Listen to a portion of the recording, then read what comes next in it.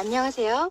오늘은 백개몬들도 피꺼소탈 역대급의 충격적인 영상이 오니 시청 전에 창밖의 하늘을 먼저 올려다보시고 심호흡을 하신 뒤 시청하시기를 권장드립니다. 심장이 좋지 않은 분들은 심박 정지의 비상을 대비하여 119 호출용 전용 전화기와 의료용 제세동기를 바로 옆에 준비해 주시기 바랍니다. 아래 그림은 2013년도 윤미향의 태복인데요.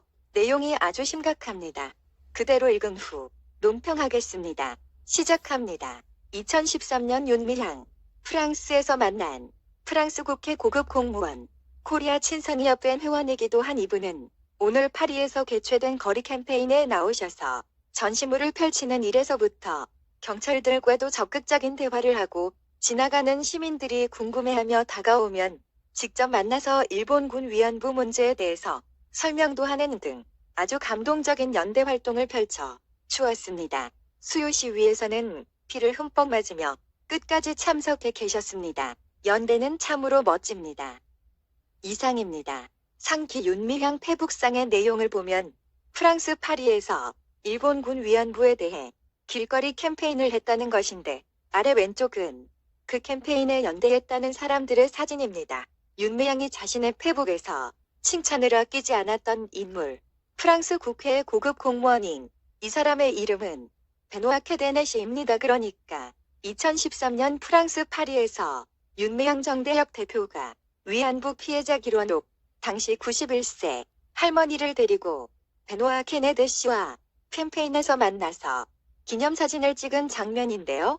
이 자리에는 1992년 국내에서 간첩 활동을 하다가 국가보안법 위반이 확정되어 국내에서 징역 7년을 산 뒤 프랑스로 떠났던 조덕원 씨도 자리에 함께 했다는 것입니다.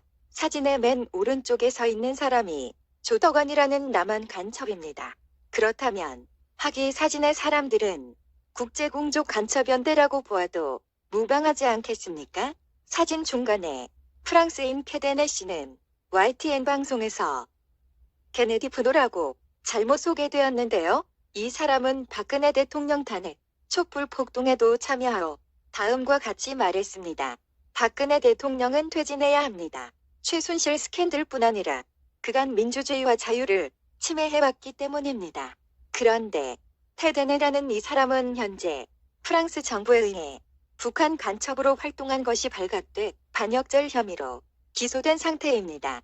이 자는 프랑스 국회 상원 입법관이라는 고위직에 있었는데요. 한국 정부도 못 잡은 국제간첩을 프랑스 정부가 체포하여 구금했네요. 화가 머리끝까지 치밀어 오르는 사건인데 케네딘지 케데넨지 이 자가 프랑스인인 주제에 박근혜 대통령을 한국 사람들보다 더 많이 안다는 겁니까? 간첩으로 체포된 이 자가 말하는 민주주의와 자유의 실체가 뭘까요? 북한식 인민민주주의가 그것이겠죠? 북한 공작원이자 국제간첩이 박근혜 대통령 탄핵을 외칠 자격이 있나요? 그렇다면 박근혜는 아무 죄가 없다는 반증이 또 하나 나온 셈입니다. 이런 기막힌 상황에 3단 논법을 대입하여 결론을 도출한다면 윤미향은 프랑스 파리에서 간첩 조덕원을 만나 기념 촬영을 했다. 테데네가 그 자리에 함께 있었고 테데네는 북한 공작원으로 밝혀져 프랑스 정부에 의해 체포되었다고로 윤미향도 간첩이라는 것인데 검찰에서 윤미향을 조사한다더니 왜 아직 수사에 착수하지 않고 있나요? 정대협은 압수수색까지 했는데도 결과는 왜 여태 깜깜무소식인가요? 추미애가 검찰 빅4라인을 전라도로 전부 바꾸어 놓은 목적은 윤미향이 정권을 무너뜨릴 만한 거대 뇌관을 손에 쥐고 걸어다니는 시한폭탄이기 때문은 아닌가요?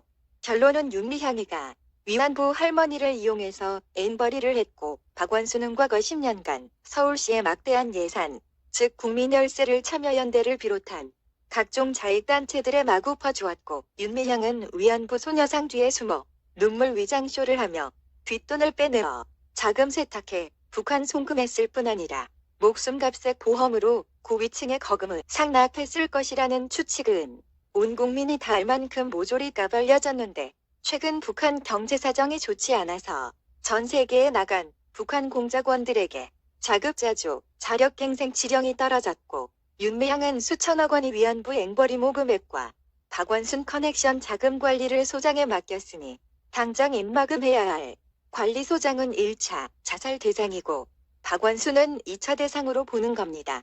이런 범죄자 간첩을 보호하기 위해 부정선거로 면책특권의 국회의원 백지를 달아준 것이니 더불어당은 간첩 옹호의 공동정범입니다.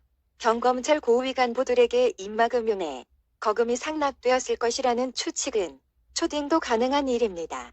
그런데 이런 상납비리 사건들은 역사적으로 항상 똑같은 전철을 밟는다는 것입니다. 결국은 시간 문제인데 윤미향이 노회찬처럼 3차 자살당하든가 아니면 이번 사건들이 북대의대 남공작이었다는 사실과 남한 고정간첩들과의 커넥션 비리가 한방에 닭가발려져서 문재인 정권이 무너지든가 둘 중 하나가 아니겠습니까?